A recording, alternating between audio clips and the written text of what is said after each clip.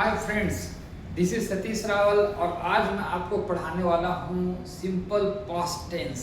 नाम उसका सिंपल है ना। और इसे सोचकर सब खुश हो जाते हैं कि सिंपल टेंस है तो सिंपल ना। ऐसा नहीं, आपको बहुत ही ध्यान से इस वीडियो को देखना होगा। ज़्यादातर लोग आधा वीडियो देखकर छोड़ देते हैं।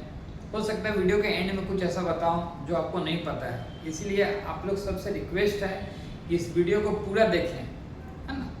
आधा अधूरा नॉलेज लेकर क्या करोगे आप, सोचो, है ना। इसलिए पूरे वीडियो को देखें और अब आपको समझ में आएगा कि इंग्लिश में एक्चुअल में कितना आसान इंग्लिश सीखना है ना।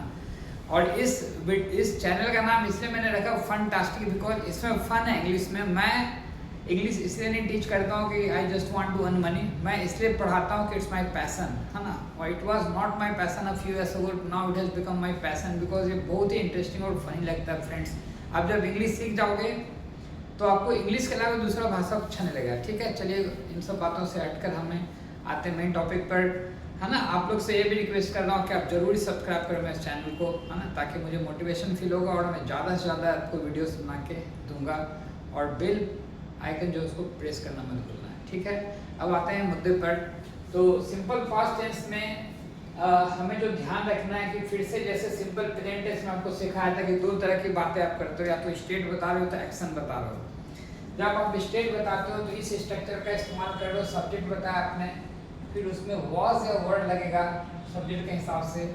उसके बाद यहाँ पर नाउन या तो एडजेक्टिव हो सकता है, कभी कभी एडजेक्टिव नाउन दोनों हो सकता है, उसमें कोई दिक्कत नहीं है ना। उसी तरह देखिए एग्जाम्पल संडे मैंने लिखा आई वॉज बिजी स्टडी। मैंने ध्यान दिया, मैंने सब्जेक्ट आई लिखा है, फिर इसमें आई के साथ वॉज जा रहे थे तो वॉज लगाया और एडजेक्टिव इस्तेमाल किया बिजी और स्टडी, है ना। टाइम का एक्सप्रेशन बताना जरूरी होता है सिंपल पास्ट टेंस में, क्योंकि किस समय उस काम को किए हो, है ना, इस समय को बताने का कोशिश कीजिएगा। सिंपल पास्ट टेंस की खासियत है कि आप व्हेन का जवाब दे रहे हो, कब की बात बता रहे हो, व्हेन, है ना। आप रिप्लाई किसका दे रहे हो, व्हेन का, कब आपने उस चीज को किया है। इस तरह से सिंपल पास्ट टेंस का ध्यान रखना होगा। फिर दूसरा एग्जांपल मैंने लिखा they were excited about the match, है ना। देखिए यहाँ पर मैंने फिर से सब्जेक्ट वर्ड का इस्तेमाल किया, कोई दे के साथ वर्ड लग रहा है, फिर एडजेक्टिव इस्तेमाल किया एक्साइटेड, और मैच के बारे में एक्साइटेड तो लिखा मैंने अबाउट द मैच।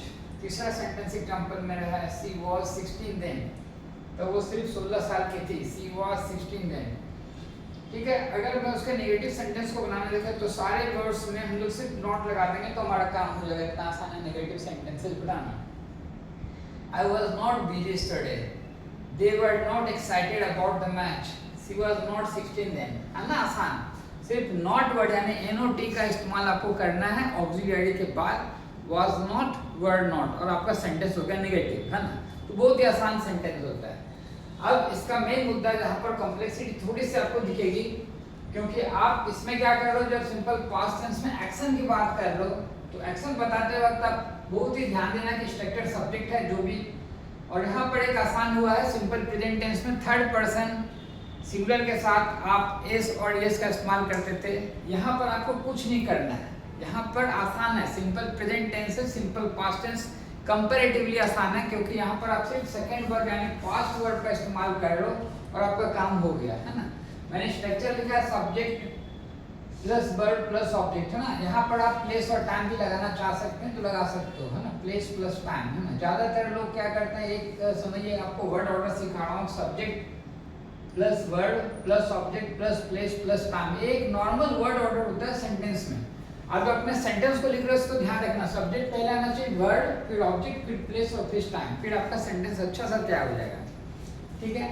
इसका एग्जांपल मैंने लिखा आई एट। देखिए यहाँ पर मैंने सेकंड वर्ड का इस्तेमाल किया, एट लिखा है ना। आई एट पिज़्ज़ा यस्टरडे, ठीक है। दूसरा एग्जांपल मैंने लिखा है वॉच्ड। यहाँ पर रेगुलर वर्ब है ये वॉच, यहाँ पर ईडी लगाकर काम हो गया मेरा ना, सेकंड वर्ब हो गया। I watched an interesting movie last night, okay. यहाँ पर आप देखिए मैंने यहाँ पर ऑब्जेक्ट का इस्तेमाल किया इंटरेस्टिंग मूवी, और लास्ट नाइट टाइम बताया मैंने, क्योंकि इसमें प्लेस का चर्चा नहीं तो नहीं बोलो, कोई दिक्कत नहीं है ना। I got an email 2 days ago, यहाँ पर फिर से टाइम मैंने मेंशन किया 2 days ago, यानी कि आप व्हेन का जवाब दे रहे हो, कब उस काम को किए, पास्ट में वो बता रहे हो। और इसमें सुंदरता क्या है, अगर आप कितना भी पुरानी बात कर लो आपका इसमें सेकेंड वर्ब भी इस्तेमाल होता है। फॉर एग्जाम्पल अगर मैं ऐसा बोलूँ बाबर के बारे में कि बाबर इन्वेडेड इंडिया इन 1526।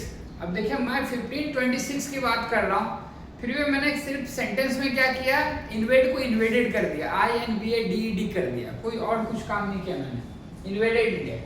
तो ये चीज सीखना है कि यहाँ पर V2 का इस्तेमाल हो रहा है।